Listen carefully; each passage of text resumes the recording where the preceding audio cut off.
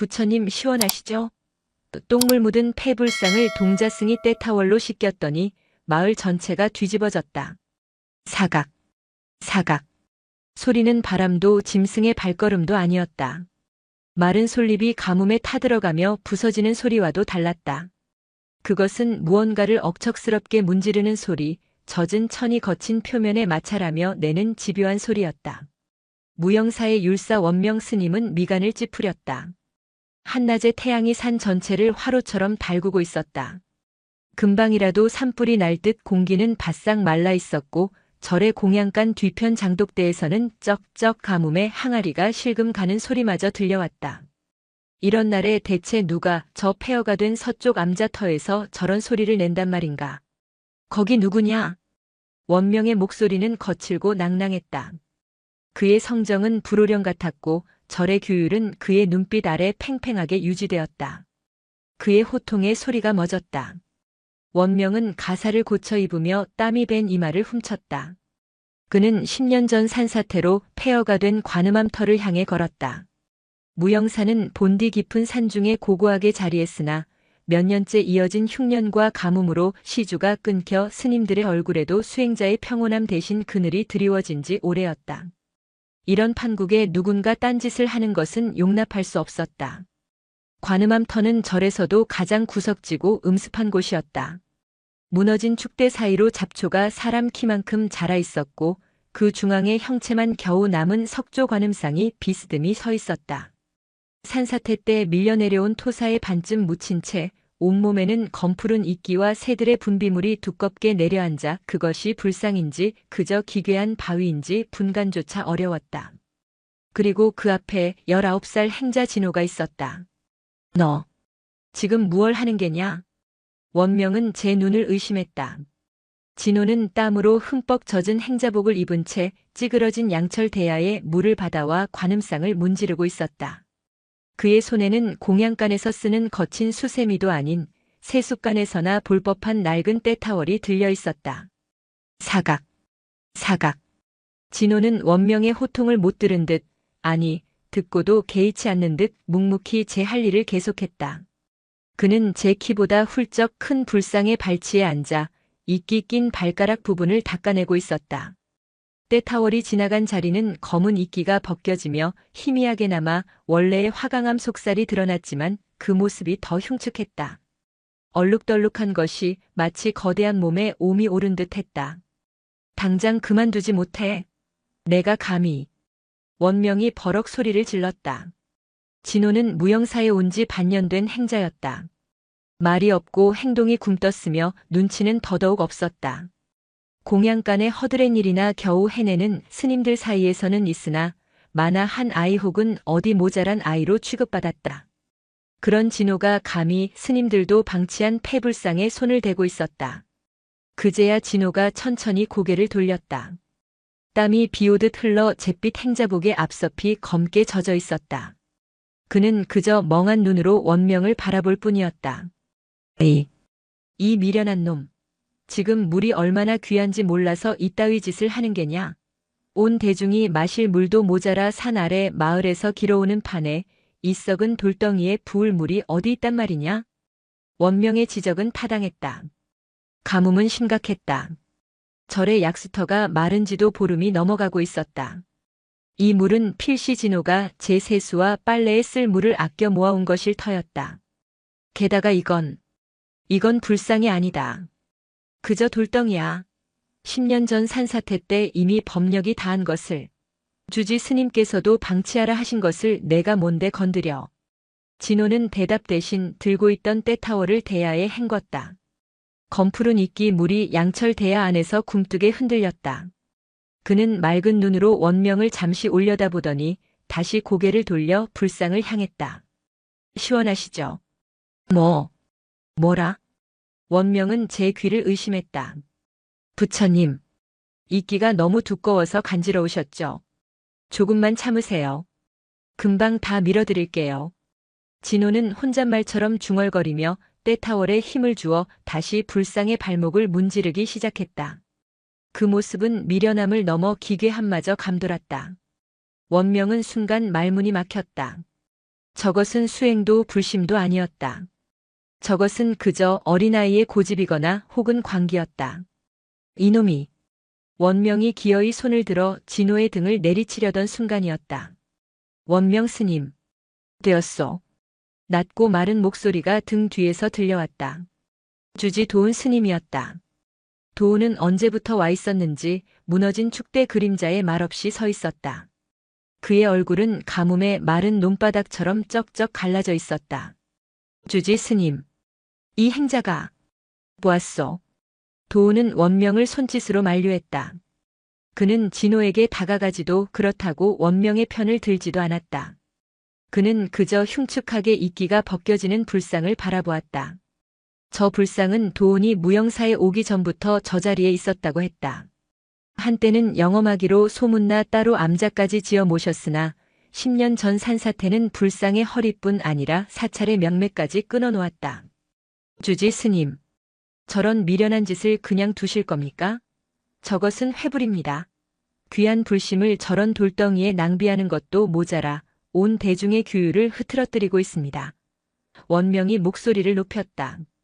도은은 천천히 눈을 감았다. 절의 창고는 바닥을 보이고 있었다.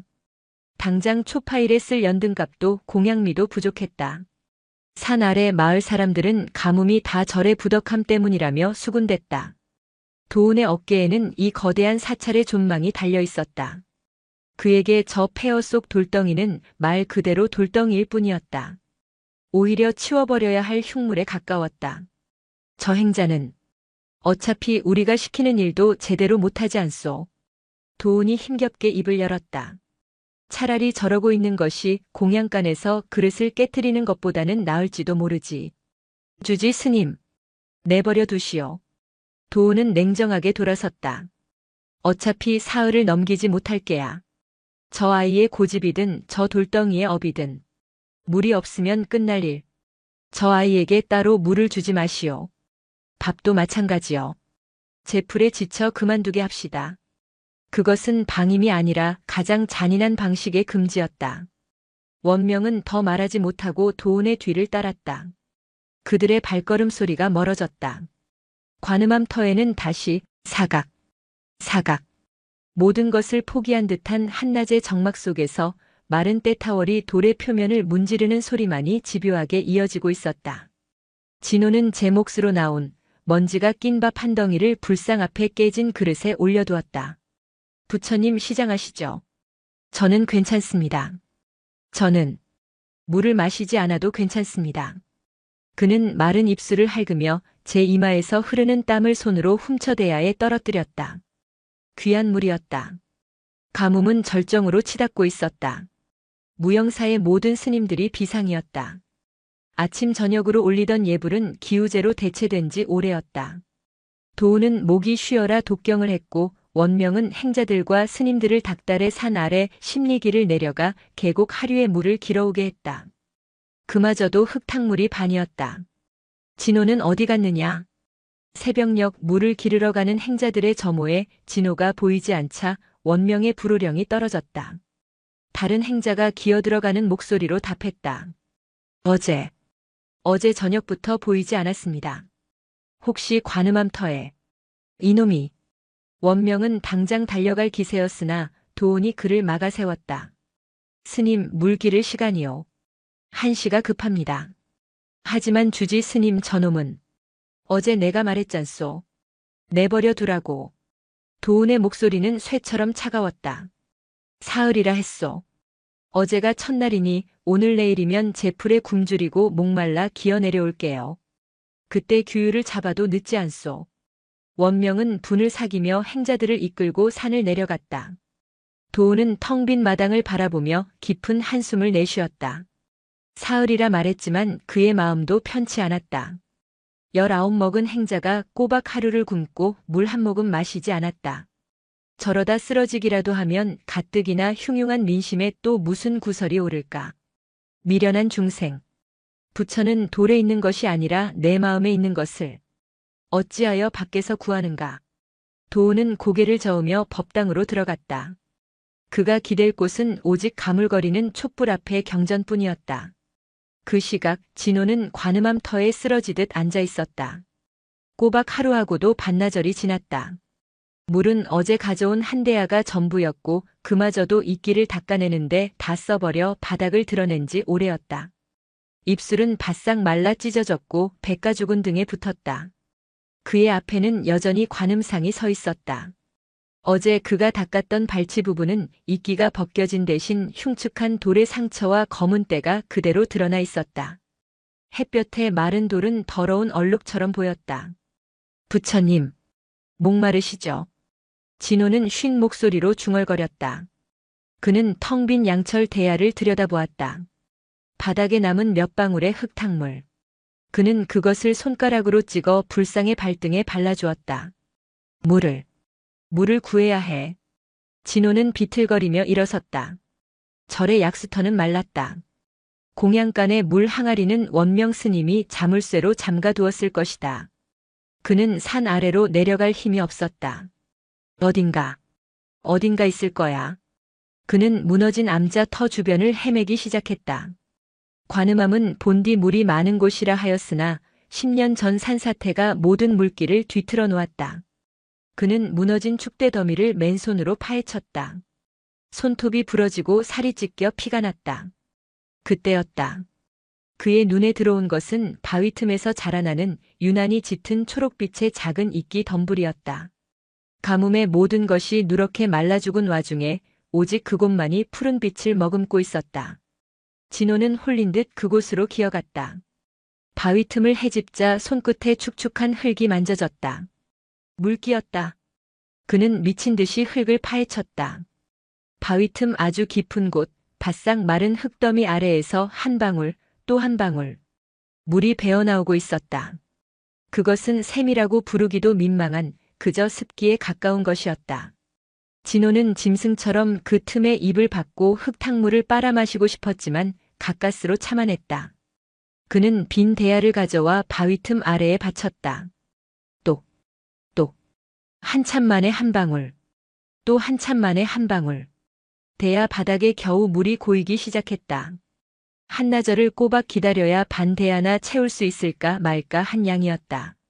하지만 그것은 분명 물이었다. 진호는 찢어진 손바닥을 내려다보았다. 그는 다시 관음상 앞으로 돌아왔다.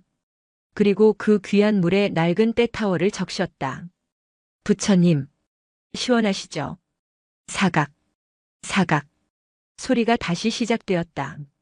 이번에는 불상의 종아리 부분이었다. 이끼가 벗겨지고 그 아래 숨어있던 돌의 무늬가 드러났다. 이튿날 새벽, 물을 길어오던 행자들이 수군거렸다. 봤어? 진호 행자 말이야. 관음암 터에.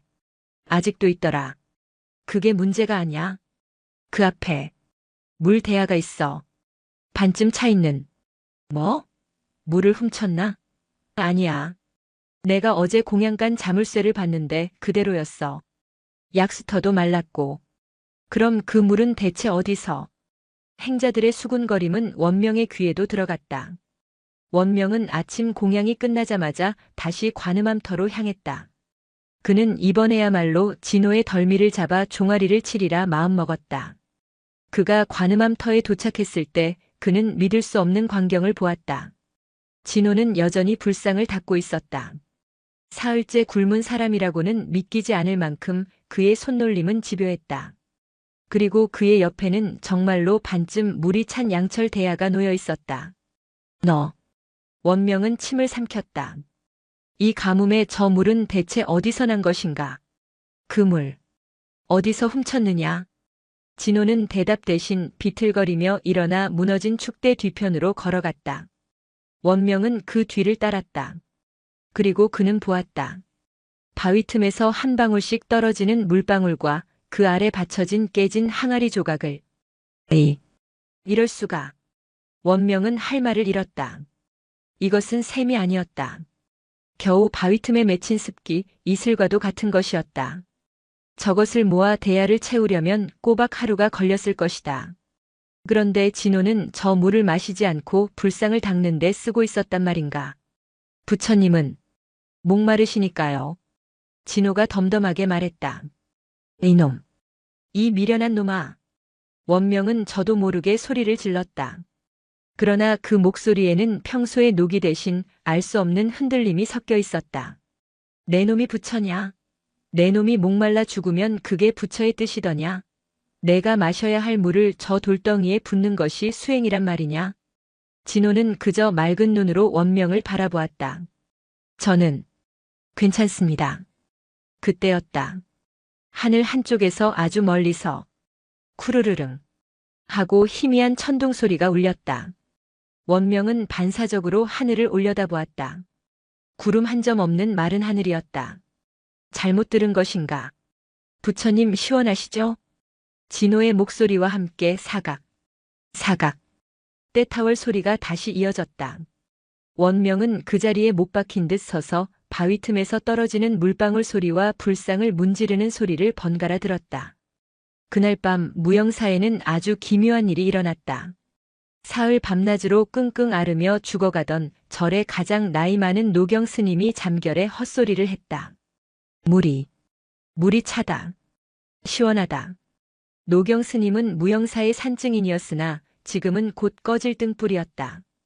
그는 10년 전 산사태가 나던 날 관음암에서 마지막 예불을 올리다 굴러떨어지는 바위에 다리를 잃었다. 그 후로 그는 법당에 드는 대신 요사체 구석의 골방에 누워 지냈다. 산사태가 그의 다리만 앗아간 것이 아니라 그의 신심과 삶의 의지마저 송두리째 앗아간 듯했다. 그는 가뭄이 시작된 이후로 급격히 쇠약해졌다. 물도 미음도 넘기지 못했다. 스님들은 모두 그가 이번 가뭄을 넘기지 못할 것이라 예감했다. 그런데 그 노경 스님이 사흘 만에 처음으로 물을 찾았다. 물이 차다. 간병을 하던 사미승이 놀라 도운을 깨웠다. 도운이 황급히 골방으로 달려왔을 때 노경은 희미하게 눈을 뜬 채 천장을 바라보고 있었다. 스님, 정신이 드십니까? 주지. 엥가. 노경이 마른 입술을 달싹였다. 물이 어디서 저렇게 시원한 물소리가 나는가? 도운은 귀를 기울였다. 밖은 여전히 매미 소리 하나 없는 적막한 가뭄의 밤이었다. 물소리 따위는 들리지 않았다. 스님, 꿈을 꾸신 게지요. 물을 좀 가져다 드릴까요? 아니다. 그 물이 아니야. 노경은 고개를 저었다. 돌을 씻는 물소리야. 사각 사각. 누가 관음암에 그분을 씻기고 있어. 도운의 심장이 덜컥 내려앉았다. 노경의 골방은 관음암 터와 가장 멀리 떨어진 곳이었다. 그 소리가 들릴 리 만무했다.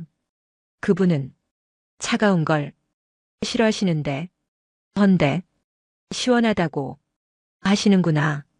노경은 알 수 없는 말을 중얼거리다 다시 깊은 잠에 빠져들었다.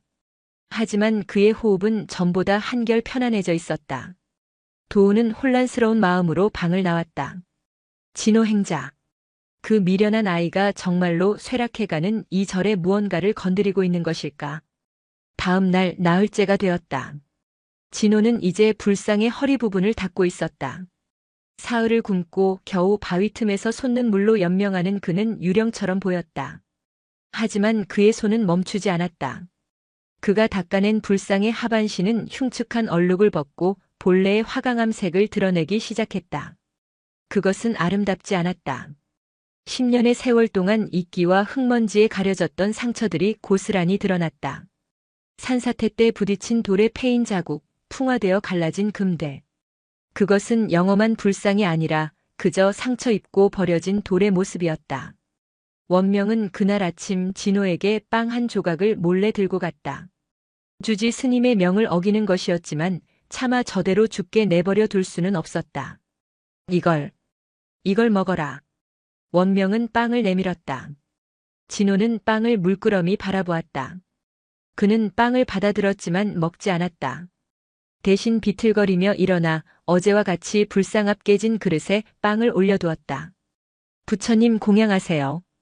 이 미련한 놈아. 원명이 기어이 소리를 질렀다. 너는 중생이 아니냐? 내가 살아야 부처도 있는 것이지 내가 굶어 죽으면 저 돌덩이가 밥을 먹여주더냐?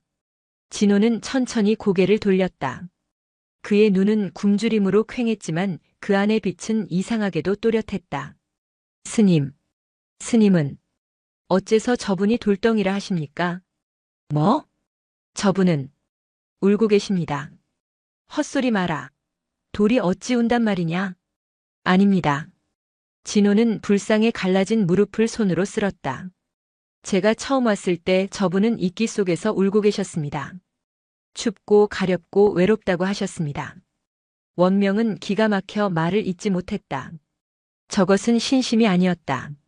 망상이었다. 그래서 닦아드리는 겁니다. 더러운 이끼 옷을 벗겨드리고 시원한 물로 씻겨드리는 겁니다. 부처님, 이제 하나도 안 가려우시죠? 진호는 해맑게 웃었다. 그 웃음은 원명의 가슴을 서늘하게 했다. 너는 미쳤구나. 단단히 미쳤어. 원명은 질린 듯 돌아섰다. 저 행자는 구제불능이었다. 그는 당장 주지 스님께 가 저 행자를 절에서 쫓아내야 한다고, 저것은 불심이 아니라 저를 망칠마가 낀 것이라 고해야겠다고 다짐했다. 원명이 막 관음함 털을 벗어나려던 참이었다. 스님. 진호가 다급하게 그를 불렀다. 왜 또? 원명이 퉁명스럽게 돌아보았다. 저기 보십시오. 진호는 불상의 얼굴을 가리키고 있었다. 원명은 미간을 찌푸렸다. 불상의 얼굴은 아직 이끼와 흙먼지로 뒤덮여 형체를 알아볼 수 없었다.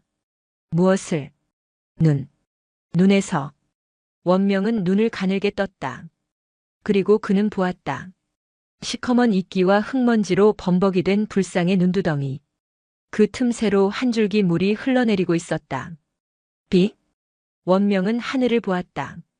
여전히 해가 쨍쨍했다. 아니야. 물이 아니야. 그것은 진호가 닦던 물이 튄 것도 아니었다. 진호는 불상의 허리 아래를 닦고 있었다. 시커먼 이끼 틈새로 마치 눈물을 흘리듯 맑은 물이 한 방울, 두 방울 배어 나와 뺨을 타고 흘러내렸다. 저것은. 원명은 제정신이 아니었다. 그는 비틀거리며 불상에 다가갔다. 그는 감히 손을 대지 못하고 흘러내리는 물줄기를 멍하니 바라보았다. 물은 불상의 턱을 지나 진호가 닦아놓은 가슴팍의 상처 위로 떨어졌다. 우십니다. 부처님이. 기뻐서 우십니다. 진호가 울먹이며 말했다. 아니다. 아닐게야. 이것은. 원명은 뒷걸음질 쳤다. 이것은 자연현상일 것이다. 돌틈에 고여있던 물이 가뭄에 팽창한 돌이 수축하며 그는 필사적으로 이성을 찾으려 애썼다. 그때 그들의 등 뒤에서 무영사의 거대한 범종이 울렸다. 대마이너스행. 정오를 알리는 종소리가 아니었다. 그것은 비상시에만 울리는 다급하고 거친 타종이었다. 원명과 진호는 동시에 절 쪽을 바라보았다. 절 마당에서 스님들의 다급한 외침이 들려왔다. 비가 온다. 하늘이 열렸다. 두 사람이 고개를 들었다. 방금 전까지 쨍쨍하던 해는 간데없고 먹구름이 산봉우리를 덮고 있었다. 그리고 후두둑 마른 땅 위에 굵은 빗방울이 떨어지기 시작했다. 가뭄이 시작된 이래 첫 비였다. 원명은 빗방울을 피할 생각도 잊은 채 다시 불상을 바라보았다. 불상의 눈에서 흐르던 눈물은 하늘에서 쏟아지는 비와 하나가 되어 10년 묵은 이끼와 먼지를 씻어내리고 있었다. 부처님. 진호는 불상 앞에 엎드려 울부짖었다. 원명은 그 자리에 주저앉았다. 그의 뺨으로 흐르는 것이 빗물인지 식은땀인지 혹은 그가 평생 부정해온 눈물인지 알 수 없었다. 비었다. 먼지처럼 흩날리던 것이 이내 장대비가 되어 쏟아졌다. 10년 묵은 가뭄에 타들어가던 무영사의 마른 대지를 거세게 후려쳤다. 마당에 흙먼지가 씻겨 내려가고 기와골을 따라 폭포수 같은 물줄기가 흘러내렸다. 비가 온다. 관세음보살. 부처님 감사합니다. 법당에서 공양간에서 요사체에서 스님들과 행자들이 뛰쳐나왔다. 그들은 하늘을 향해 합장하고 춤을 추고 빗물을 받아 마시며 환호했다. 사흘을 굶은 진호가 아니라 수년을 굶주린 무영사 전체의 해갈이었다. 오직 두 사람, 원명과 진호만이 그 자리에 못 박혀 있었다. 원명은 비를 맞으며 관음함 터에 주저앉은 채 자신을 스쳐 지나가는 빗물이 방금 전 보았던 돌의 눈물인지 아니면 그저 하늘의 물인지 분간하려 애썼다. 빗줄기가 너무 거세어 이제 불상의 얼굴은 온통 물로 뒤덮여 있었다. 그가 본 것은 환영이었나? 진호는 달랐다. 그는 비가 오자 잠시 하늘을 올려다보았다. 아, 부처님. 정말 시원하시겠습니다. 그는 그렇게 중얼거리더니 쏟아지는 비를 천연덕스럽게 맞으며 다시 낡은 때타워를 집어들었다. 사각, 사각. 빗소리를 뚫고 그 집요한 소리는 계속되었다. 이제는 물을 길어올 필요가 없었다. 하늘이 그의 양철 대야를 쉼없이 채워주고 있었다. 진호는 빗물에 젖어 더욱 무거워진 행자복을 질질 끌며 불상의 가슴팍에 엉겨붙은 검은 이끼를 문지르기 시작했다. 그 모습은 경이로움을 넘어 처절했다. 비를 피해 법당으로 뛰어가는 스님들의 환희에 찬 모습과 폭우 속에서 묵묵히 돌을 닦는 행자의 모습은 극명한 대조를 이루었다. 스님, 원명 스님, 어서 비를 피하셔야지요. 뒤늦게 달려온 사미승이 원명의 팔을 잡아 끌었다. 원명은 그제야 정신이 든 듯 비틀거리며 일어섰다. 그는 마지막으로 진호를 돌아보았다. 진호는 세상의 모든 환희와 고통에서 벗어난 사람처럼 오직 제 앞의 돌덩이에만 집중하고 있었다. 원명은 아무 말도 하지 못하고 요사체로 향했다. 그날 밤 비는 그칠 줄 몰랐다. 주지 도은의 방. 젖은 가사를 갈아입은 원명이 굳은 표정으로 앉아 있었다. 주지 스님. 들었소. 도은은 찻잔을 들고 있었지만 마시지는 않았다. 비가 왔소. 그것도 아주 때맞춰서. 제가 본 것을 말씀드려야겠습니다. 원명은 마른 침을 삼켰다. 비가 오기 직전이었습니다. 저 행자가 진호가 불상을 보며 우신다고 했습니다. 저는 미친 소리라 여겼습니다. 헌데 원명은 목이 타는 듯 했다. 불상의 눈에서, 이끼가 낀 그 눈에서 정말 눈물이 흘러내렸습니다. 하늘은 맑았습니다. 제가 똑똑히 보았습니다. 도은의 손에 들린 찻잔이 미세하게 떨렸다. 그리고 종이 울리고 비가 쏟아졌습니다. 방 안에는 빗소리만 가득했다. 도은은 천천히 찻잔을 내려놓았다. 그의 얼굴은 기쁨이 아니라 깊은 수심에 잠겨 있었다. 원명 스님. 예, 주지 스님. 스님은 율사요. 절의 규율을 잡고 이성을 지키는 기둥이란 말이요. 스님이 본 것이 사실이라면 그것은 기적이겠지요. 도은이 창밖의 폭우를 바라보며 말했다. 허나 원명 스님. 기적은 중생을 구제하기도 하지만 동시에 중생을 미혹하게도 하오. 주지 스님 허나. 가뭄이 끝난 것은 다행이나 나는 두렵소. 도은의 목소리가 낮게 가라앉았다. 가뭄보다 더 무서운 것이 무엇인지 아시오? 그것은 광신이요. 이성 잃은 믿음, 복만을 탐하는 기복. 비를 내린 것이 부처의 자비가 아니라 저 돌덩이의 영험함과 저 아이의 기행이라 소문이 나면 이 절은 어찌 되겠소? 원명은 그제야 도은의 의도를 깨달았다. 도은은 기적을 본 것이 아니라 기적이 가져올 후폭풍을 보고 있었다. 산 아래 마을 사람들이 덕이 없는 절이라 수군될 때는 차라리 나았소. 허나 영험한 절이라 소문이 나면 그들은 믿음을 구하러 오는 것이 아니라 복을 훔치러 올게요. 이 절은 수행도량이 아니라 난전이 될 것이요. 스님이 본 것은 스님만 알고 계시오. 절대로 누구에게도 발설하지 마시오. 하지만 진호는 어찌합니까? 저 아이는, 그 아이는, 글쎄. 도은은 긴 한숨을 내쉬었다. 그 아이의 순수함이 하늘을 움직인 것인지 아니면 그저 미련함이 때를 만난 것인지 나도 모르겠소. 다만 비가 왔으니 더는 굶길 수는 없지. 도은은 자리에서 일어났다. 내가 직접 가봐야겠소. 율사 스님은 방에서 쉬시오. 그리고 오늘 본 것을 잊으려 노력하시오. 그것이 스님의 수행일지도 모르오. 원명은 무거운 마음으로 합장했다. 규율과 이성으로 쌓아올린 그의 세계에 오늘 돌의 눈물이라는 작은 그러나 치명적인 균열이 생기고 말았다. 도우는 죽과 따뜻한 물을 들고 폭우 속의 관음암터로 향했다.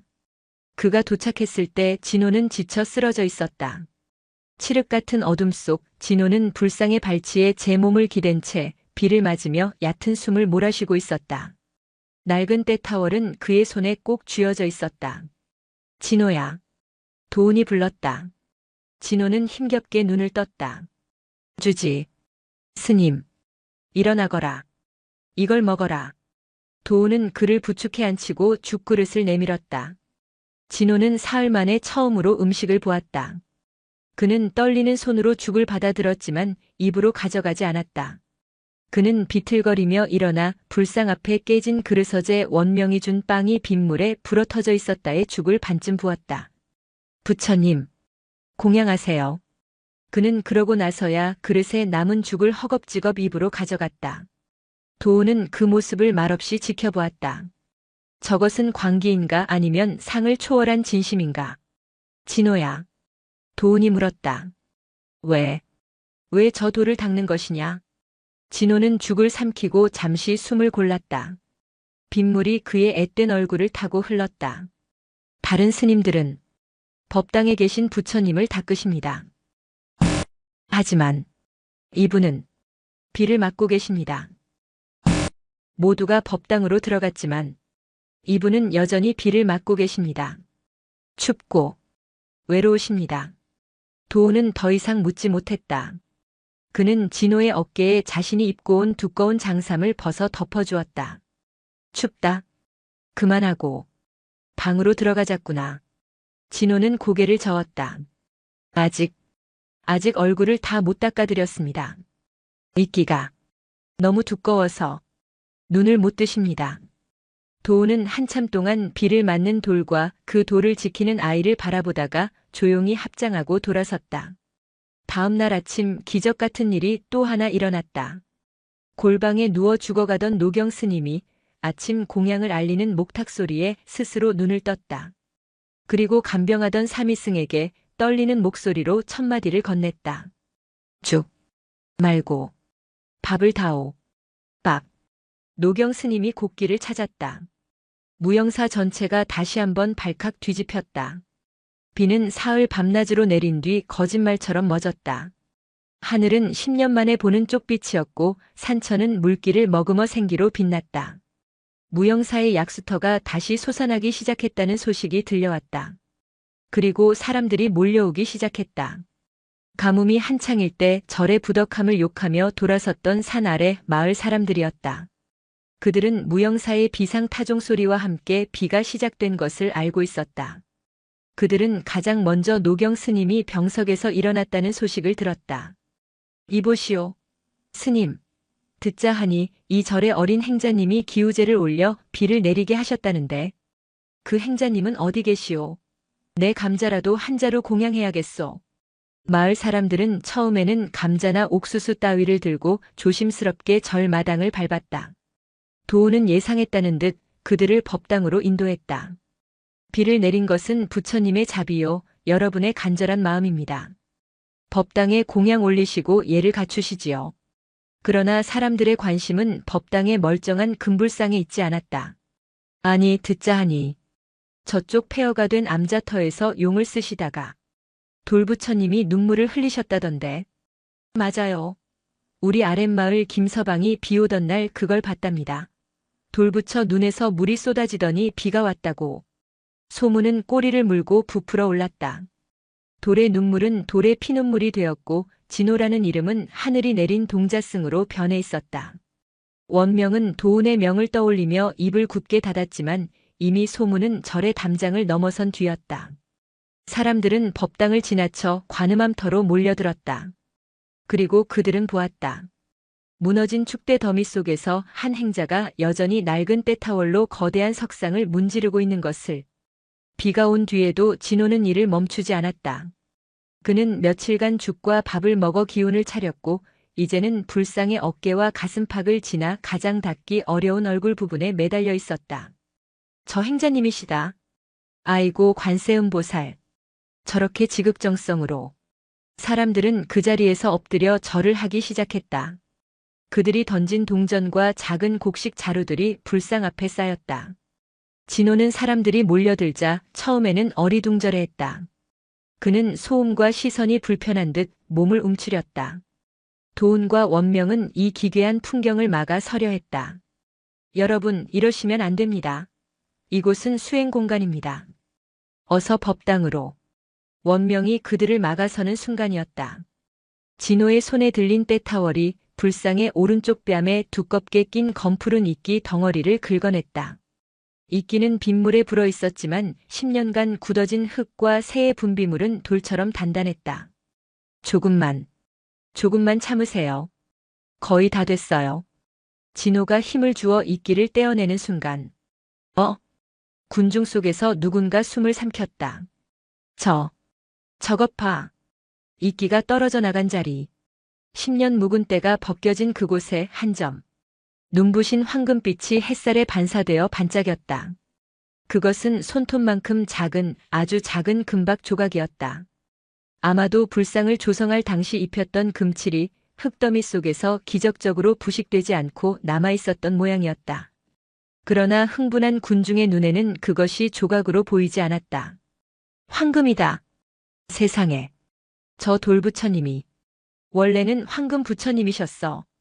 저 행자님이. 흙을 닦아내고 황금을 드러내고 계신다. 소문은 이제 걷잡을 수 없는 불길이 되어 산 전체를 집어삼켰다. 무영사의 돌부처가 순금이라는 소문은 인근 고을은 물론 한양에까지 퍼져나갔다. 이틀 뒤 무영사에는 감자나 옥수수가 아니라 비단과 쌀가마니 그리고 마진사라 불리는 거구의 상인까지 당도했다. 마진사는 이 고을에서 가장 큰 상단의 행수였다. 그는 가뭄에도 곡식을 풀어 이제에 밝았고 동시에 자신의 부를 과시하기 좋아하는 인물이었다. 그는 수십 명의 하인을 거느리고 나타나 도운 앞에 엎드렸다. 주지 스님, 이런 영험한 곳을 이리 방치해 두시다니요. 제가 시주하겠나이다. 저 황금 부처님을 제대로 모실 법당을 새로 짓고 금칠도 다시 해올립시다. 그는 거금 500냥이 든 돈괴를 절마당에 내려놓았다. 스님들의 눈이 휘둥그레졌다. 500냥이면 무영사의 1년치 공양미를 사고도 남는 돈이었다. 도운의 얼굴은 그러나 싸늘하게 굳어 있었다. 마진사. 부처는 황금에 있지 않고 그대를 바라보는 그대의 마음에 있는 것이요. 이 공양은 받을 수 없소. 아니, 주지 스님. 이 어찌. 이곳은 수행도량입니다. 저 아이는 수행 중일 뿐이요. 소란 피우지 마시고 돌아가시오. 마진사는 분개한 표정을 숨기지 않았지만 군중의 눈이 있어 일단 물러났다. 하지만 그의 눈은 관음함 터의 황금빛에서 떠날 줄 몰랐다. 무영사는 순식간에 부자가 되었다. 마진사가 놓고 간 돈을 돌려보냈음에도 수많은 사람이 황금 부처님의 영험함을 사기 위해 돈을 던졌다. 절의 창고는 10년 만에 처음으로 가득 찼다.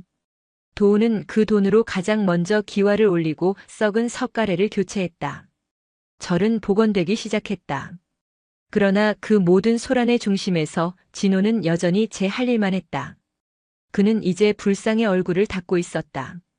사람들은 그가 닦아낼 때마다 또 다른 금빛이 드러날까 숨죽여 지켜보았다. 하지만 금빛은 그 작은 조각 이후로 단 한 점도 나오지 않았다. 무영사는 변했다. 가뭄에 찌들어 굶주린 수행자의 눈빛은 사라지고 시주로 넘쳐나는 재물을 관리하는 자의 분주함이 그 자리를 채웠다.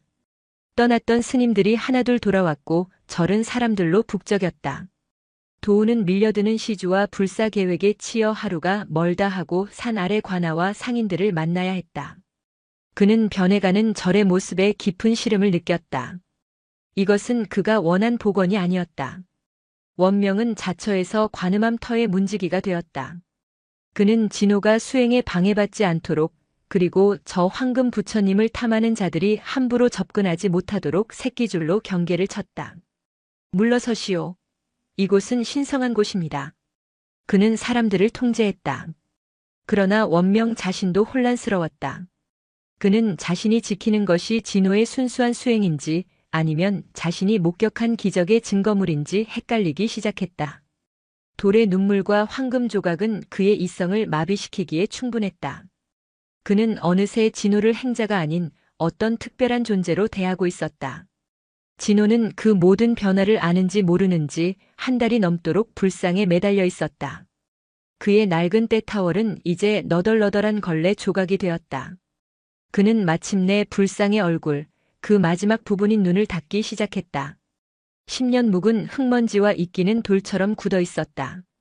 진호는 작은 대나무 조각으로 조심스럽게 마치 상처를 다루듯 굳은 흙을 떼어냈다.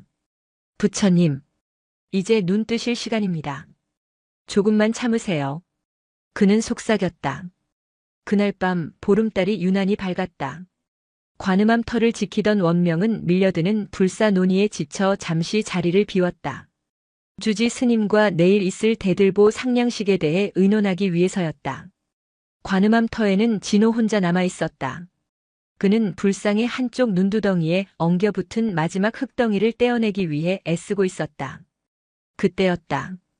어둠 속에서 거친 숨소리와 함께 그림자 3개가 나타났다. 비켜라, 이 미련한 놈. 마진사였다. 그는 낮에 도운에게 또다시 불상 복원을 제안했다가 모욕적인 거절을 당한 참이었다. 저 돌덩이가 순금이라면 내가 먼저 차지해야 한다. 그는 탐욕에 눈이 멀어 있었다. 그는 하인 2명과 함께 술에 취한 채 이곳으로 닥친 것이었다. 내 놈처럼 손으로 문대서야 어느 천년의 황금이 나오겠느냐. 이리 비켜. 마진사는 진호를 거칠게 밀쳤다. 진호는 나동그라졌다. 이걸 보아라. 부처님은 이렇게 모시는 것이다. 마진사가 하인에게서 받아든 것은 공양간에서 훔쳐온 듯한 뻣뻣한 쇠 수세미와 강한 초가 담긴 병이었다. 그는 황금을 빨리 보기 위해 산으로 이끼를 녹이고 쇠로 긁어낼 작정이었다. 안 됩니다. 그러시면 부처님 아프십니다. 진호가 기어와 마진사의 다리를 붙잡았다. 시끄럽다, 이 거지 새끼야. 마진사는 진호의 가슴을 발로 찼다. 내 놈의 복은 여기까지다.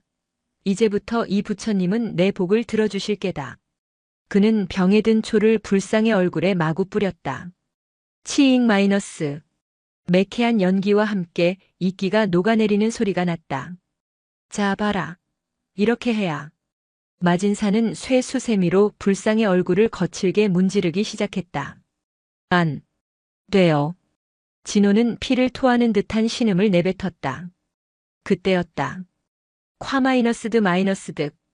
쇠 수세미가 무언가에 걸리는 소리가 났다. 마진사가 힘을 주어 그것을 긁어내렸다. 그것은 돌에 깊게 팬 상처 소리였다.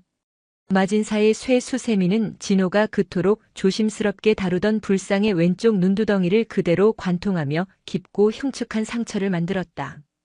공교롭게도 그 상처는 원명이 눈물이 흘렀다고 증언했던 바로 그 자리였다. 마진사는 당황했다. 황금은커녕 돌만 긁혀나갔다. 안 돼. 안 돼. 부처님. 눈. 진호는 그 순간 짐승 같은 소리를 내며 일어섰다. 그는 마진사에게 덤벼들지 않았다. 대신 그는 자신의 몸을 날려 불상을 끌어안았다. 상처 입은 불상의 얼굴을 자신의 뺨으로 감쌌다. 아프지 마세요. 부처님. 아프지 마세요. 진호의 뺨이 마진사가 뿌린 독한 초와 거친 돌의 상처에 긁혀 붉은 피로 물들었다. 이 미친놈이. 마진사가 진호를 떼어내려 할 때였다. 네 이놈. 감히 부처님께 무슨 짓이냐? 늦게야 소리를 듣고 달려온 원명의 불호령이 터졌다. 그는 도깨비 같은 형상으로 달려와 마진사와 하인들을 때려 눕혔다. 율사 스님. 실수요. 나는 그저 저 악귀들을 당장 끌어내라. 원명은 이성을 잃고 포효했다. 하인들은 겁에 질려 마진사를 부축하며 도망쳤다. 관음암 터에는 다시 정적이 찾아왔다. 달빛 아래 원명은 멍하니 서 있었다. 그의 눈앞에는 불상에 상처 입은 눈을 자신의 피 묻은 뺨으로 감싸 안은 채 아이처럼 흐느끼는 진호의 뒷모습이 있었다. 원명은 깨달았다. 자신은 기적을 지키려 했고 마진사는 황금을 훔치려 했다. 그러나 진호는 그저 아파하는 존재를 위로하고 있었을 뿐이었다. 진호의 손에 들려있던 낡은 때타월이 빗물과 눈물과 피로 범벅이 되어 바닥에 떨어졌다. 불상의 눈에 난 상처는 이제 영원히 아물 수 없는 흉터가 되어버렸다. 기적은 그렇게 더럽혀졌다. 무영사의 밤은 달빛조차 피로 물든 듯 했다. 원명은 도망치는 마진사의 무리를 뒤쫓지 않았다. 그럴 기력도 이유도 없었다. 그의 발길을 붙잡은 것은 불상을 끌어안고 짐승처럼 흐느끼는 진호의 울음소리였다. 부처님, 아프십니까? 제가 대신 아프겠습니다. 진호는 상처난 불상의 눈을 자신의 뺨으로 감싼 채 넋나간 사람처럼 같은 말만 되뇌었다. 마진사가 뿌린 독한 초와 긁혀나간 돌의 파편이 진호의 뺨을 파고들어 붉은 피가 불상의 차가운 표면을 타고 흘렀다. 진호야, 정신 차려라. 원명은 아이를 달래듯 진호의 어깨를 잡았다. 진호의 뺨은 끔찍하게 상해 있었다. 스님, 부처님 눈이. 진호는 차마 다쳤다는 말을 잊지 못하고 울음을 터뜨렸다. 원명은 비틀거리며 일어섰다. 그는 횃불을 가져와 불상의 얼굴을 비추었다. 그리고 그는 숨을 삼켜야 했다. 마진사의 쇠 수세미가 휩쓸고 간 자리는 참혹했다. 이끼와 흙먼지는 벗겨졌으나 그 아래 드러난 것은 황금이 아니었다. 거칠게 긁히고 패인 돌의 속살이었다. 특히 왼쪽 눈두덩이는 원명이 눈물을 보았던 바로 그 자리는 깊고 날카롭게 찢어져 있었다. 그것은 마치 정말로 살아있는 존재가 눈을 다친 듯 끔찍하고도 서러운 상처였다. 이럴 수가. 원명은 무릎에서 힘이 빠져나가는 것을 느꼈다. 자신이 기적이라 믿었던 그 증거가 영험함이라 받들었던 그 신비가 한낱 상인의 탐욕에 의해 이토록 허망하게 훼손되었다. 그때 이 모든 소란을 꿰뚫는 묵직한 목소리가 어둠 속에서 울려 퍼졌다. 결국 일이 되었군. 주지 도운이었다. 그는 상냥식 논의를 마치고 돌아오던 길에 이 모든 것을 목격했다. 그의 얼굴에는 노여움도 슬픔도 아닌 차가운 체념 같은 것이 어려 있었다. 도운은 불상의 상처를 물끄러미 바라보았다. 그는 마진사를 탓하지도 원명을 질책하지도 진호를 위로하지도 않았다. 그는 천천히 진호에게 다가가 피와 흙으로 범벅이 된 아이의 뺨을 자신의 마른 소매로 닦아주었다. 진호야. 주지. 스님. 너의 뺨도 저 돌의 뺨도 똑같이 아프겠구나. 도운의 그 한마디에 원명은 고개를 들지 못했다. 주지는 처음부터 알고 있었다. 황금이니 기적이니 하는 것들이 결국은 이런 파국을 불러올 것이라는 것을. 자신은 율사로서 규율을 지키는 대신 기적에 미혹되어 이 사달을 방조한 셈이었다. 도운은 진호를 부축해 일으켰다. 원명 스님. 이 아이를 약사전으로 데려가 치료해 주시오. 예, 주지 스님. 그리고 도운은 상처 입은 불상을 돌아보며 말했다. 날이 밝는 대로 관음암 터는 폐쇄하시오. 새끼줄이 아니라 아무도 넘보지 못하도록 단단히 목책을 세우시오. 더는 저 돌이 중생의 탐욕에 다치는 일이 없어야겠소. 그의 목소리는 쇠처럼 단단했다. 소문은 삽시간에 다시 산을 넘어갔다. 이번에는 기적이 아니라 저주의 소문이었다. 마진사는 마을로 도망쳐 자신이 당한 일을 정반대로 퍼뜨렸다. 속았소. 우리가 단단히 속았소. 무영사의 돌부처는 황금이 아니었소. 그저 흉측한 돌덩이였지. 내가 그것을 확인하려 하자 저 절의 율사라는 자가 나를 죽이려 들었소. 저것들은 부처를 파는 사기꾼들이야. 어제까지 황금 부처님이라며 돈을 바치던 사람들은 하룻밤 만에 속았다는 분노에 휩싸였다. 기적을 바치던 손길은 배신을 응징하는 주먹이 되었다. 다음 날 아침 무영사의 일주문 앞에는 시주를 돌려달라며 아우성치는 마을 사람들로 가득 찼다. 절의 창고를 가득 채웠던 쌀가마니와 비단은 이제 무영사의 목을 조르는 빚이 되어버렸다. 기적은 그렇게 탐욕의 흉터만을 남기고 사라지는 듯 했다. 무영사는 다시 고립되었다. 도운은 끝내 시주를 돌려주지 않았다. 대신 그 돈으로 산 아래 가뭄에 시달리던 마을의 망가진 수로를 고치고 굶주린 이들에게 나누어 줄 곡식을 샀다. 이 재물은 본디 부처님께 온 것이니 중생에게 돌아가는 것이 맞소. 허나 복을 사기 위해 바친 돈을 거래하듯 돌려달라 하니 그 또한 받을 수 없소. 그의 조치는 마을 사람들의 분노를 더욱 부채질했다. 부처님 팔아 생색낸다는 비난이 쏟아졌다. 도우는 그 모든 비난을 묵묵히 감내하며 무영사의 산문을 굳게 닫아 걸었다. 동안거도 아닌 때에 내려진 폐문 조치였다. 절은 외부와 단절되었다. 절 안의 공기는 바깥보다 더 차가웠다. 진호의 뺨에 난 상처는 아물었지만 흉터는 남았다. 마치 불상의 눈에 난 상처와 쌍을 이루는 것처럼. 그는 말이 더 없어졌다. 하지만 그는 관음암터로 가는 것을 멈추지 않았다. 도운의 명으로 목책이 세워졌지만 진호를 위한 작은 쪽문은 남겨져 있었다.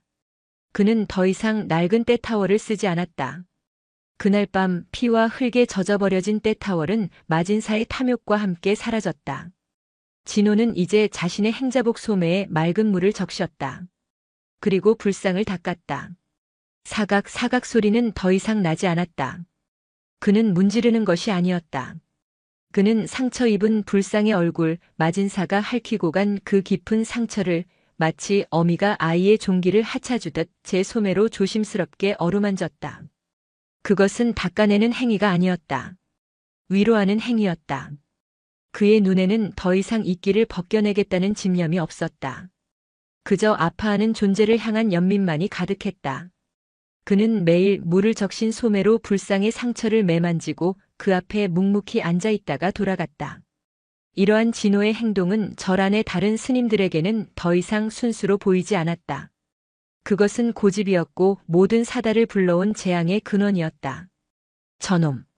저놈만 아니었어도 짧았던 풍요를 맛보았던 스님들의 불만은 노골적이 되었다. 주지 스님께서 폐문을 하신 것도 저 돌덩이와 저 행자놈 때문이 아니오. 가뭄 때는 굶주렸으나 마음은 편했지. 지금은 창고에 쌀이 있어도 마음이 지옥이요.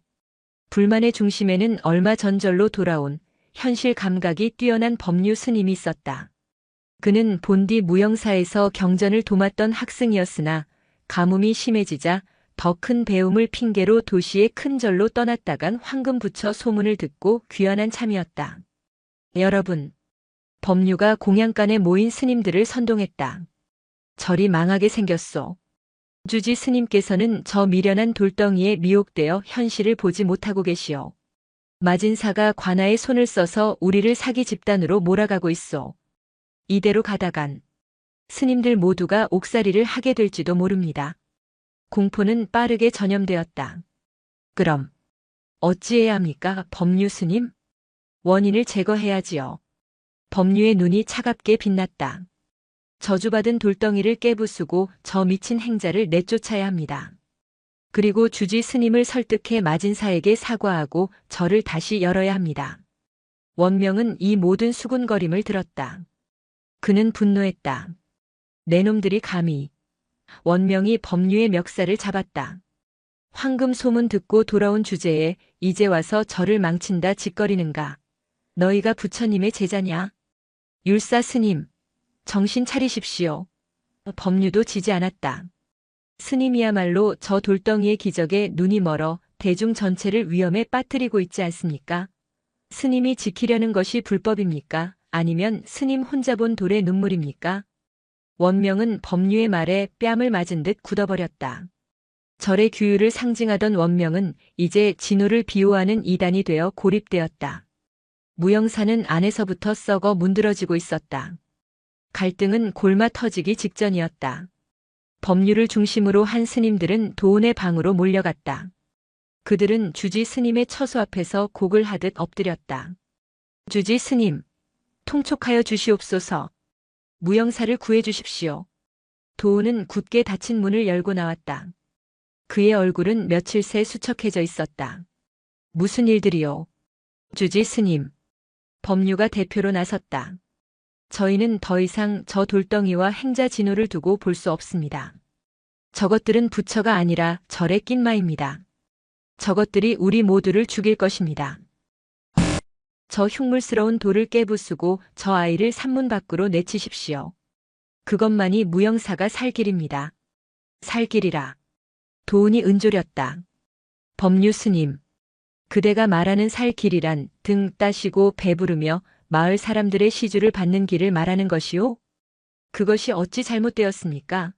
절도 중생의 시주가 있어야 유지되는 것 아닙니까?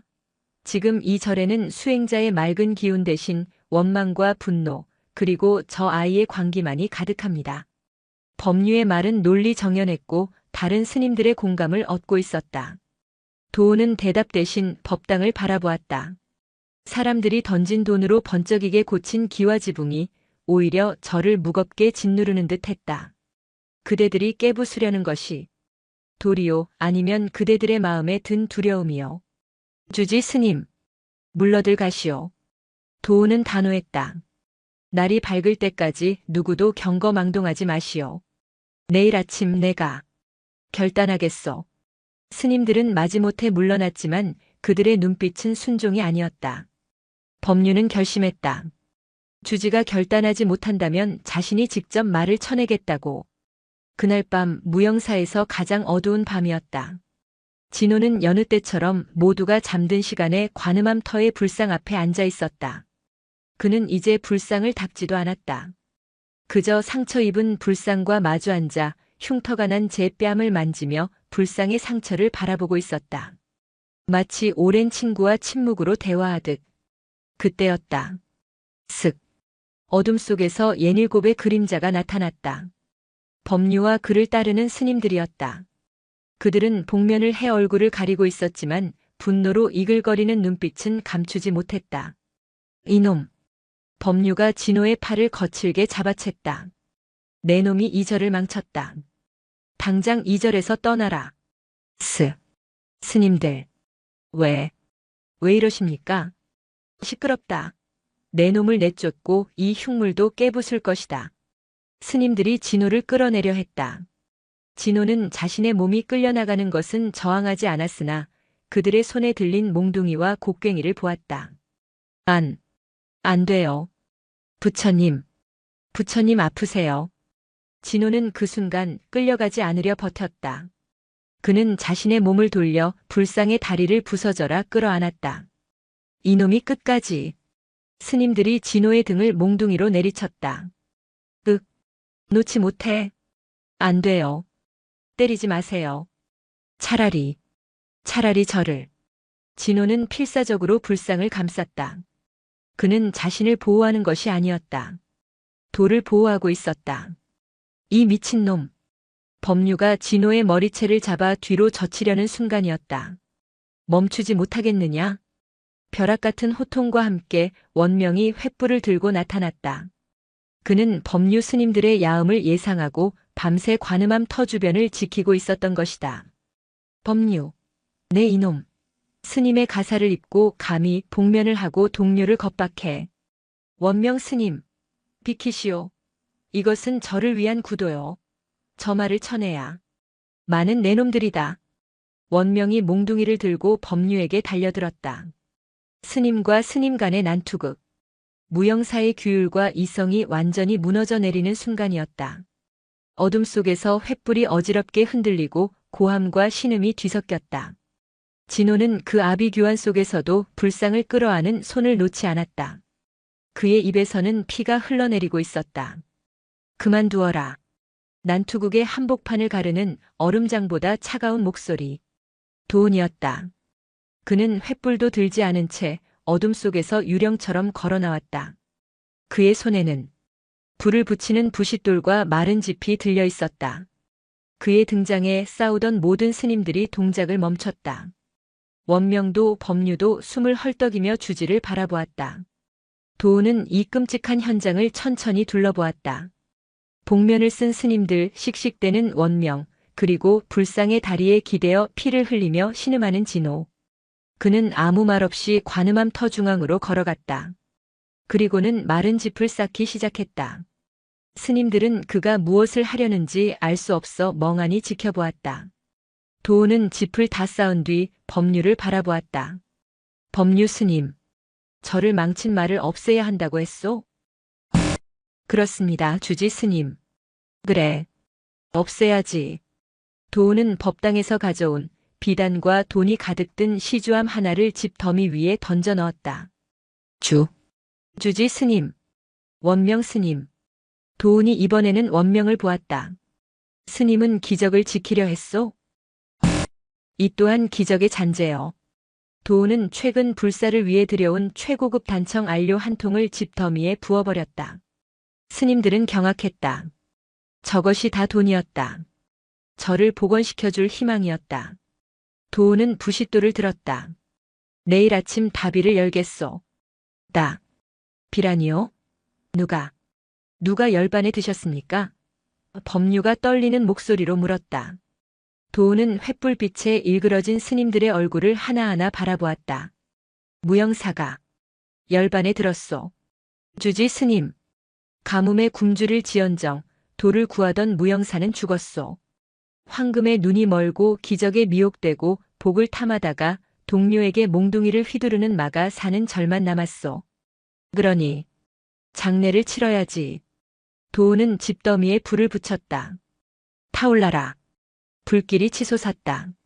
시주암에 비단이 타들어가고 돈이 재가 되고 값비싼 안료가 검은 연기를 뿜어냈다. 모두 들으시오. 도운이 불길 앞에서 외쳤다. 날이 밝는 대로 절의 창고를 여시오. 황금 부처 소문을 듣고 들어온 모든 시주물, 쌀, 비단, 돈. 단 하나도 남김없이 이 불길에 던져 넣으시오. 우리가 탐했던 모든 것을 이 불로 태워버릴 것이오. 그것은 충격적인 결단이었다. 스님들은 자신들의 귀를 의심했다. 그것은 절의 복원이 아니라 자멸을 뜻하는 것이었다. 주지 스님. 아니되옵니다. 그것만은 이것이 나의 결단이오. 도우는 불길을 등지고 마지막으로 상처 입은 불상과 그 불상을 지키려다 피투성이가 된 진호를 바라보았다. 그리고 너 진호야. 예, 스님. 저 불길이 꺼질 때까지 내가 닦던 저분의 얼굴을 마저 닦아라. 그동안 너는 이 길을 닦아내려 애썼다. 허나 이제부터는 저 불길에 타들어가는 우리들의 탐욕을 닦아내야 한다. 도우는 진호에게 깨끗한 새 수건을 던져주었다. 저분이 본래 황금이었는지 돌이었는지는 중요치 않다. 내가 저분의 상처를 내 뺨의 상처처럼 어루만질 때 저분은 비로소 눈을 뜨실 게다. 도우는 진호에게 가장 무거운 과제를 남겼다. 스님들의 탐욕이 불타는 거대한 화장 앞에서 불상의 마지막 얼굴을 드러내는 일. 무영사의 가장 길고 가장 뜨거운 밤이 시작되고 있었다.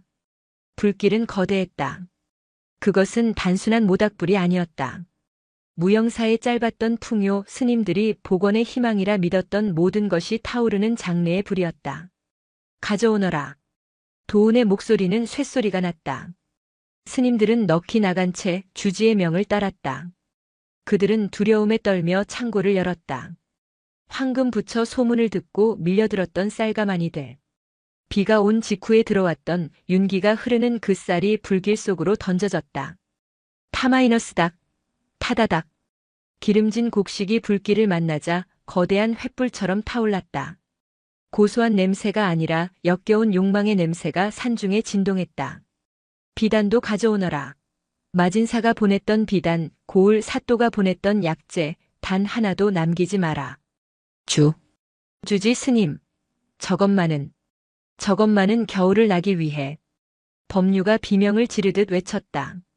그는 복면을 벗어 던진 채 타오르는 쌀가마니 앞에서 무너져 내렸다. 저것은 쌀이 아니었다. 자신의 아니었고 무시당하지 않을 권력이었다. 겨울을 나기 위해서? 도운이 불길 너머에서 그를 노려보았다. 저 쌀이 없으면 얼어 죽는가? 헌데 저 쌀 때문에 우리는 동료에게 몽둥이를 휘두르고 부처의 얼굴에 상처를 내는 마가 되었다. 굶어 죽는 것이 낫지 마가 되어 사는 것이 낫단 말인가? 도운의 일갈에 아무도 대답하지 못했다. 스님들은 울면서 시주물들을 불 속으로 던졌다. 돈이 타들어가고 비단이 오그라들었다. 지난 한 달간 무영사를 들뜨게 했던 모든 것들이 검은 연기가 되어 밤하늘로 솟구쳤다. 원명은 그 광경을 멍하니 지켜보았다. 그는 불길이 뜨겁지 않았다. 오히려 속이 시원했다. 돌의 눈물에 미혹되었던 자신의 어리석음, 기적에 집착했던 자신의 교만이 저 불길에 함께 타들어가는 듯했다. 그는 자신의 손에 들려있던 마진사의 무리가 떨어뜨리고 간 쇠 수세미를 발견했다. 그는 그것을 쥐고 불길 앞으로 다가가 가장 깊은 곳으로 던져 넣었다. 타올라라. 내 번뇌도. 남김없이. 불길은 무영사의 밤을 대낮처럼 밝혔다. 그리고 그 거대한 불길의 한쪽 목책으로 둘러싸인 관음함 터. 진호는 불길의 열기를 등 뒤로 느끼며 상처 입은 불상 앞에 서 있었다. 그의 뺨은 붓고 피가 맺혀 있었지만 그는 아랑곳하지 않았다. 그의 손에는 도훈이 던져준 깨끗한 새 수건이 들려 있었다. 그는 약수터에서 새로 길어온 맑은 물에 수건을 적셨다. 부처님, 많이 뜨거우시죠? 그는 타오르는 불길을 등진 채 불상의 얼굴을 닦기 시작했다. 마진사가 뿌린 독한 초와 쇠 수세미에 핥히어진 그 거친 표면을 그의 손길은 닦아내는 것이 아니었다. 어루만지는 것이었다. 그는 스님들이 몽둥이로 때린 자신의 등과 어깨의 고통을 느꼈다. 그리고 그 고통으로 불상의 상처를 매만졌다. 아프셨죠? 저 때문에. 아프셨습니다. 그는 울지 않았다. 땀과 눈물과 피가 범벅이 되어 불상에 상처 입은 얼굴로 흘러들었다. 밖에서는 스님들의 울음소리와 불타는 소리가 진동했지만 관음함 터 안에는 오직 슥, 슥 하는 젖은 수건이 돌의 상처를 스치는 소리만이 고요하게 울렸다. 진호는 불상의 이마를 닦았다. 미간을 닦았다. 그리고 마진사가 핥히지 않은 아직 흙과 이끼로 덮여있는 오른쪽 눈두덩이를 닦기 시작했다. 그는 맹세했다. 저 불길이 꺼지기 전에 부처님이 온전히 눈을 뜨시게 하리라. 불은 밤새 타올랐다. 무영사의 모든 스님들은 그 불길 앞에서 뜬 눈으로 밤을 지새웠다. 그것은 참회였고 고행이었다. 새벽이 오고 있었다. 밤새 타오르던 불길이 잦아들기 시작했다. 거대한 불길은 이제 무영사의 마당을 가득 채운 검은 재와 그 속에서 희미하게 타오르는 붉은 숯불로 변해 있었다. 스님들은 재에 뒤덮인 채 텅 빈 마당에 주저앉아 있었다. 쌀도 비단도 돈도 모든 것이 사라졌다. 절은 가뭄 때보다 더 가난해졌고 더 처참해졌다. 하지만 이상하게도 스님들의 얼굴을 뒤덮고 있던 원망과 분노의 기색은 사라져 있었다. 그 자리에는 오직 모든 것을 소진한 자의 깊은 피로와 허탈함만이 남아 있었다. 도우는 밤새 꼿꼿이 서 있었다. 그의 얼굴은 재와 연기로 검게 그을려 있었다. 그는 말없이 관음함 터를 향해 돌아섰다. 다른 스님들도 원명도 그리고 죄인처럼 고개를 숙이고 있던 법류도 모두의 시선이 그곳으로 향했다. 그곳에는 진호가 서 있었다. 그는 밤새 단 한순간도 쉬지 않았다. 그는 이제 불상의 오른쪽 눈두덩이에 붙은 10년 묵은 마지막 흙덩이를 떼어내고 있었다. 부처님, 이제 다 됐습니다. 진호의 목소리는 갈라져 있었다. 그의 손가락은 피투성이었고 그가 든 수건은 다시 걸레 조각이 되어 있었다. 그의 손길이 지나갈 때마다 굳어있던 흙과 이끼, 그리고 황금 조각이라 불리던 조잡하게 덧칠된 낡은 금칠 조각들이 후두둑 떨어져 내렸다. 밤새 불길의 열기가 돌을 달구고 진호의 젖은 수건이 그 위를 식히기를 반복하자 10년간 엉겨붙었던 때가 거짓말처럼 부스러져 내린 것이었다. 그리고 마침내 동쪽 산 너머로 잿빛 하늘을 뚫고 첫 햇살이 비추던 그 순간 진호의 손이 마지막 흙먼지를 닦아냈다. 아! 지켜보던 스님들 사이에서 낮은 탄식이 터져나왔다. 드러났다. 10년 만에 불상의 온전한 얼굴이. 그것은 황금이 아니었다. 그것은 그저 빛바랜 화강암일 뿐이었다. 하지만 그것은 단순한 돌이 아니었다. 조성 연대를 알 수 없는 그 미묘하고도 신비로운 조각 솜씨. 굳게 닫힌 입술은 깊은 침묵을, 높이 솟은 코는 고고한 위엄을 그리고 두 개의 눈. 진호가 밤새 닦아낸 오른쪽 눈은 본래의 모습 그대로 깊은 명상에 잠긴 듯 고요하게 감겨 있었다. 그러나 마진사가 쇠 수세미로 핥히고 간 왼쪽 눈. 그것은 감겨 있지 않았다. 상처는 깊게 패인 그 흉터는 마치 처음부터 그 자리에 있었던 것처럼 눈이 되어 있었다. 고요히 감긴 오른쪽 눈과 달리 처참하게 찢기고 상처 입은 왼쪽 눈은 마치 이 고통스러운 세상을 정면으로 바라보며 눈물 흘리는 듯 비스듬히 떠져 있었다. 한쪽 눈은 깨달음의 고요한 침묵을, 한쪽 눈은 중생의 고통에 함께 아파하는 자비의 눈물을, 고요한 명상과 처절한 현실, 그 두 개의 눈이 하나의 얼굴에 담겨 있었다. 불상은 마진사의 탐욕으로 훼손된 것이 아니었다. 비로소 완성된 것이었다. 법류는 그 자리에 무릎을 꿇었다. 그는 자신이 말아 부르며 깨부수려 했던 그 흉물의 진짜 얼굴을 보았다. 자신이 낸 상처가 부처의 자비로운 눈이 되었음을 깨달았다. 원명은 눈을 감았다. 자신이 보았던 돌의 눈물은 환영이 아니었다. 그것은 저 상처 입은 눈으로 흘릴 미래의 눈물을 예고한 것이었다. 진호는 피투성이의 손으로 상처로 완성된 불상의 얼굴을 가만히 어루만졌다. 그는 자신의 흉터가 난 뺨을 불상의 상처 입은 눈에 가만히 가져다 대었다. 그리고 그는 속삭였다. 부처님, 이제 정말 빛나시네요. 그의 눈에서 맑은 눈물이 흘러내려 상처 입은 불상의 상처 입은 눈을 씻어내렸다. 재가 된 마당에 차가운 아침 햇살이 내리쬐었다. 무영사의 모든 스님들은 관음암터의 불상 앞에 모여 있었다. 누구도 감히 불상에 다가가지 못했다. 그들은 먼 발치에서 상처 입은 눈으로 자신들을 내려다보는 그 압도적인 얼굴을 경배하듯 바라보고 있었다. 도우는 재가 가득한 마당 한가운데 섰다. 모두 들으시오. 그의 목소리는 잦아들었지만 그 어느 때보다 단단했다. 우리는 황금을 좇았소. 가뭄의 고통을 잊게 해줄, 절의 복원을 약속해줄 번쩍이는 금을 좇았소. 그는 불상을 돌아보았다. 허나 부처님은 우리에게 금을 주지 않으셨소. 대신 상처를 주셨소. 스님들은 고개를 숙였다. 법류 스님. 예, 주지 스님. 법류가 떨리는 목소리로 대답했다. 그대가 옳았소. 이 절에는 마가 끼었소. 허나 그 많은 저 돌에도 저 아이에게도 있지 않았소. 그것은 바로 우리 자신 황금을 탐하고 기적을 팔아 안위를 구하려 했던 바로 우리 모두의 마음이었소. 도우는 법류에게 다가가 제투성이가 된 그의 어깨를 잡아 일으켰다. 주지 스님. 소승이 죽을 죄를. 아니오. 도우는 법류의 손을 잡았다. 그대의 몽둥이가 없었다면, 마진사의 탐욕이 없었다면 우리는 영영 저 흉측한 이끼와 조잡한 금칠 뒤에 숨어 가짜 부처를 섬기고 있었을게요. 그대들의 탐욕이 저 부처님의 눈을 뜨게 한 게요. 도우는 모두를 돌아보았다. 무영사.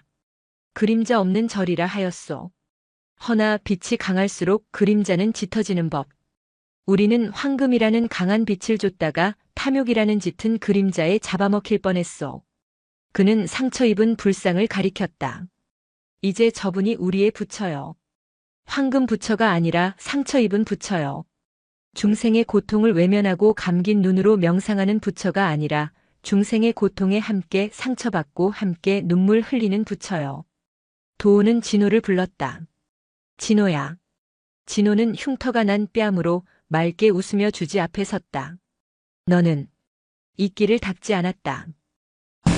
너는 먼지를 닦지 않았다.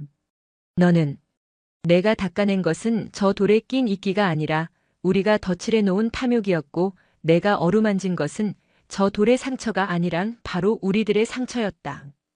도우는 진호의 손을 잡고 불상 앞으로 걸어갔다. 그리고 모두가 보는 앞에서 진호와 함께 상처 입은 부처에게 첫 번째 절을 올렸다. 그것은 무영사의 복원이 아니었다. 재탄생이었다. 며칠 뒤 무영사는 다시 산문을 열었다. 하지만 절은 아무것도 가지지 않았다. 텅 빈 창고와 재가 날리는 마당과 그리고 상처 입은 불상 하나뿐이었다. 소문을 듣고 사람들이 찾아왔다. 그들은 황금을 보러 온 것이 아니었다. 상처를 보러 왔다. 가뭄에 자식을 잃은 어미가 상처 입은 불상의 눈을 보고 울음을 터뜨렸다. 전쟁에서 다리를 잃은 상위 군인이 불상의 상처 입은 눈을 보고 자신의 상처를 어루만졌다. 사람들은 더 이상 복을 빌지 않았다. 그들은 불상의 상처 앞에서 자신의 상처를 고백하고 위로를 받았다. 법류는 속죄하는 마음으로 절의 밭을 일구기 시작했다. 그는 경전 속의 부처가 아니라 흙 속의 부처를 찾기로 했다. 원명은 다시 율사의 자리로 돌아왔다.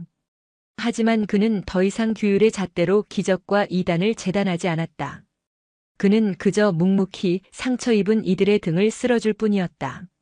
노경 스님은 밥을 먹고 기운을 차려 절마당을 거닐게 되었다. 그는 상처 입은 불상 앞에 앉아 10년 전 나도 절이 다쳤지. 헌데 이제야 시원하구나 라고 은조렸다. 그리고 진호. 그는 더 이상 불상을 닦지 않았다. 그는 그저 매일 불상 앞에 앉아 낡은 때타워를 개어 불상 앞에 올려두었다. 어느 날 원명이 그에게 물었다. 진호야, 너는 어찌하여 그 낡은 때타워를 버리지 않는 것이냐?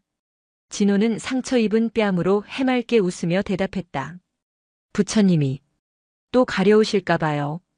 진심은 닦지 않아도 드러났고 남들이 버린 상처에야말로 진정한 부처가 머물렀다. 무영사의 스님들은 복원이 아니라 굳게 믿는 마음으로 그들 자신의 그림자를 닦아내기 시작했다. 시간은 흐르지 않고 재처럼 쌓였다. 무영사의 불타버린 마당에는 겨울의 첫눈이 내려앉았다. 잿더미를 덮은 흰 눈은 마치 탐욕의 장례가 끝나고 남은 뼈들을 수습하듯 고요했다. 절은 다시 가난해졌다. 아니, 가뭄 이전보다 더 극심한 가난이었다. 타버린 창고에는 남은 곡식 한 톨 없었고 스님들은 법류가 이끄는 대로 산에 올라 겨우 나무뿌리와 도토리를 주워 연명했다. 그러나 절에는 평화가 깃들었다. 황금 부처라는 이름은 사라졌다. 대신 상처 입은 부처님이라는 이름이 눈물처럼 산 아래로 흘러내렸다. 사람들은 여전히 무영사를 찾았다. 그들은 더 이상 복을 구하지 않았고 재물을 바치지도 않았다. 그들은 그저 자신들의 삶에서 얻은 상처를 들고 왔다. 자식 잃은 슬픔, 병고에 시달리는 고통, 배신당한 원망.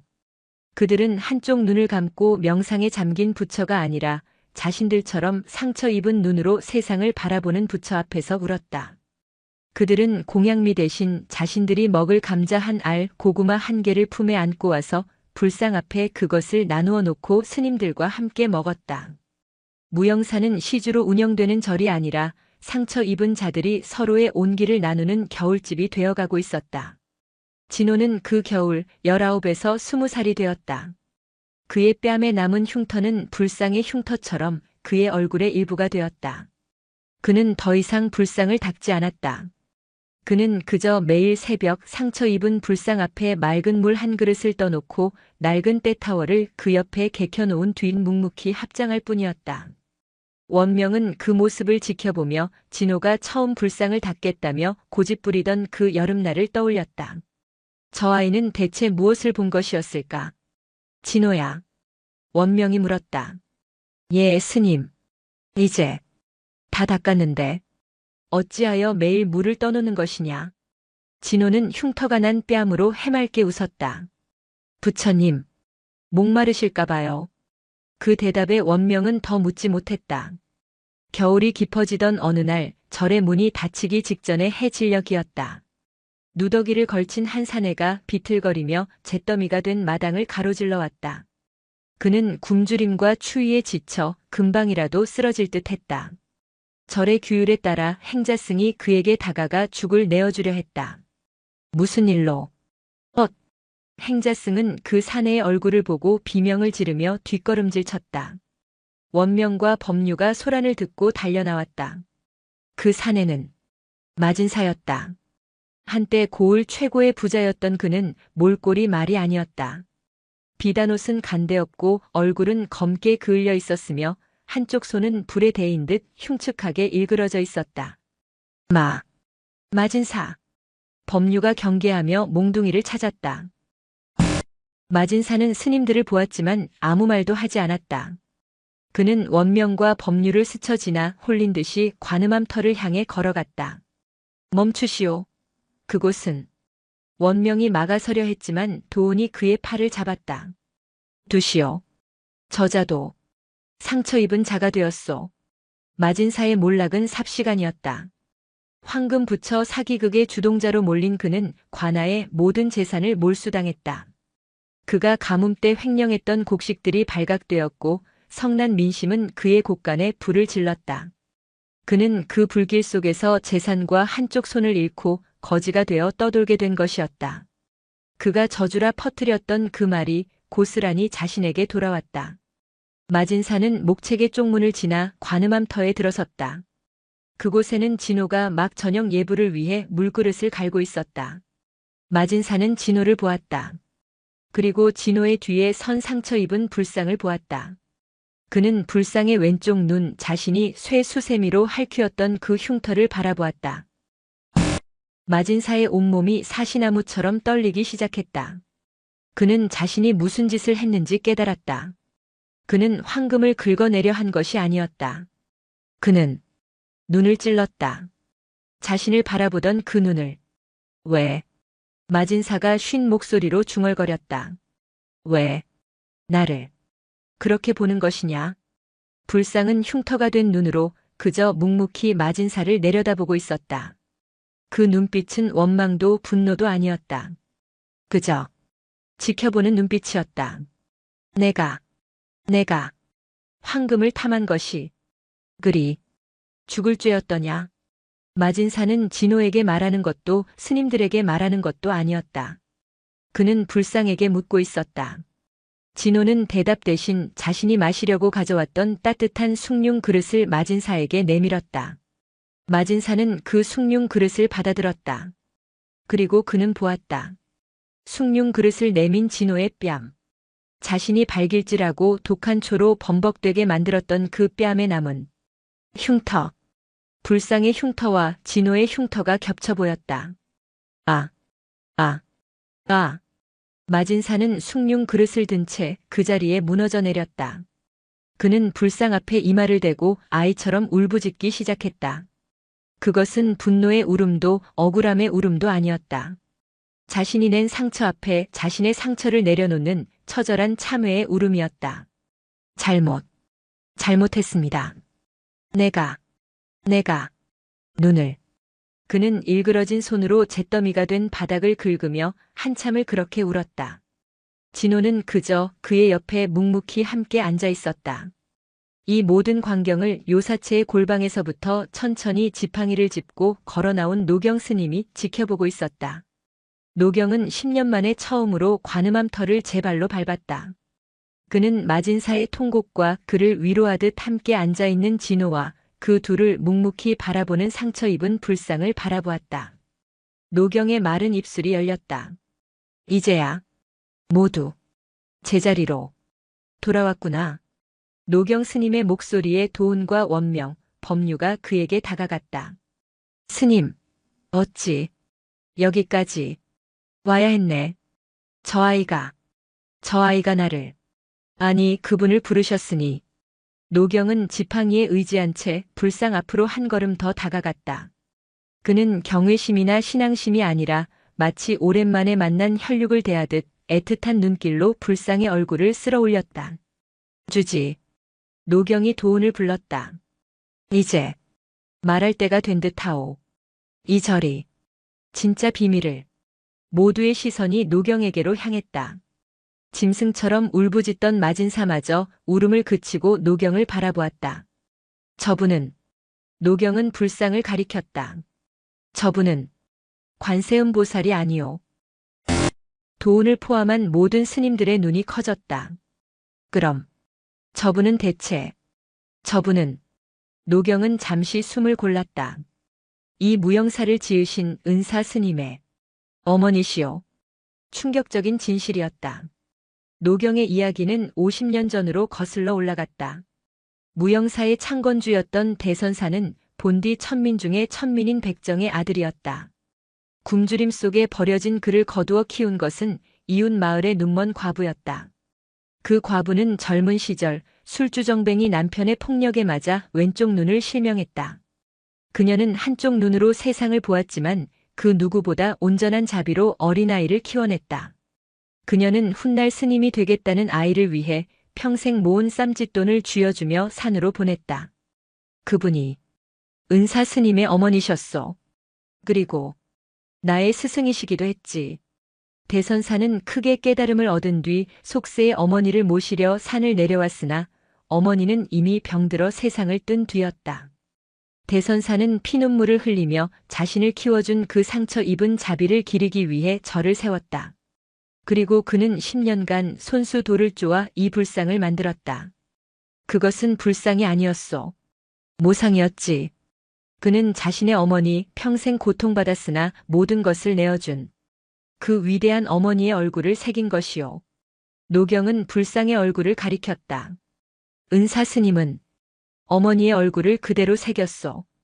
고요히 감은 오른쪽 눈. 그리고 남편에게 맞아 실명한 상처 입고 짓무른 왼쪽 눈까지도. 스님들은 그제야 깨달았다. 마진사가 낸 상처는 상처가 아니었다. 하지만 은사 스님은 당신의 어머니가 불상으로 추앙받기를 원치 않으셨소. 그저 이 산속에서 조용히 당신의 어머니와 대화하고 싶어 하셨지. 그래서 노경은 불상의 발치를 가리켰다. 조잡한 금칠을 하고 흙을 발라 마치 오래된 불상처럼 위장했던 것이요. 특히 가장 마음 아팠던 저 상처 입은 왼쪽 눈은 두꺼운 흙과 금칠로 덮어 감은 눈처럼 보이게 숨기셨던 게야. 모든 수수께끼가 풀렸다. 황금 조각은 보물이 아니라 진실을 가리기 위한 위장이었다. 10년 전 산사태가 났을 때 노경의 목소리가 떨렸다. 나는 불상을 지키려 한 것이 아니었소. 은사 스님의 유언에 따라 이 어머니의 무덤을 지키려다. 다리를 잃었소. 나는 10년간 은사 스님의 비밀을 저 흙더미 속에 묻어버렸다는 죄책감에 일어설 수 없었던 게요. 도우는 그제야 노경이 어째서 물이 차다는 헛소리를 했는지 깨달았다. 헌데 저 아이가. 노경은 진호를 바라보았다. 저 아이가 나타났소. 저 아이는 부처를 닦은 것이 아니었소. 그는 저 돌이 부처로 위장하고 있던 어머니의 고통을 가렵다고 춥다고 울고 있다고 흙더미 속에서 들었던 게야. 진호는 아무것도 모른다는 듯 그저 맑은 눈으로 노경을 바라보고 있었다. 저 아이는 10년 묵은 흙먼지를 닦아냈소. 그리고 마진사. 노경은 무너져 있는 마진사를 보았다. 그대는 50년 묵은 거짓 금치를 닦아낸 게요. 그대의 탐욕이 저 어머니의 진짜 얼굴, 은사 스님이 숨기려 했던 그 위대한 상처를 세상에 드러낸 것이요. 그대들이 이 불상을 완성시킨 게야. 정적이 흘렀다. 산사의 모든 스님들이 그리고 거지가 된 마진사마저 그 어머니의 상처 입은 눈앞에서 오열했다. 가장 높은 불법은 경전이나 황금에 있는 것이 아니라 가장 낮은 곳에서 고통받은 어머니의 눈물 속에 있었다. 무영사. 그림자 없는 절. 그들은 황금이라는 빛을 조차 탐욕의 그림자에 갇혔으나 이제 상처라는 가장 어두운 그림자를 정면으로 바라봄으로써 비로소 빛을 얻었다. 그 후 무영사는 이름이 바뀌었다. 스님들은 만장일치로 관음암터를 자모함이라 불렀다. 도우는 마진사를 절에 머물게 했다. 마진사는 일그러진 손으로 묵묵히 절의 밭을 일구는 법률을 도왔다. 원명은 율사의 몽둥이를 내려놓고 낡은 경전을 다시 펼쳤다. 그는 이제 경전 속에서 규율이 아니라 위로를 찾았다. 노경은 매일 자모함을 찾아 어머니의 얼굴을 한 불상과 마주 앉아 평생 못다한 이야기를 나누었다. 그리고 진호. 그는 여전히 행자였다. 그는 스님이 되지 않았다. 어느 봄날 원명이 진호에게 물었다. 진호야. 이제 너의 할 일은 다 끝난 듯한데 앞으로는 무얼 할 것이냐? 진호는 자모함의 어머니 불상을 올려다보았다. 그녀는 상처 입은 눈으로 온화하게 웃고 있었다. 진호는 흉터가 난 제 뺨을 쓰다듬으며 그제야 자신이 왜 그토록 저 돌을 닦고 싶었는지 알 것 같았다. 스님. 그는 품에서 이제는 잿빛이 된 낡은 때타워를 꺼냈다.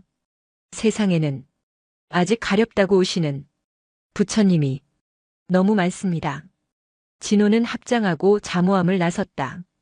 스님은 먼지를 닦지 않았다. 그는 세상에 덧칠해진 거짓 금치를 벗겨내고 그 안에 숨겨진 진짜 상처를 어루만지기 위해 다시 길을 떠났다.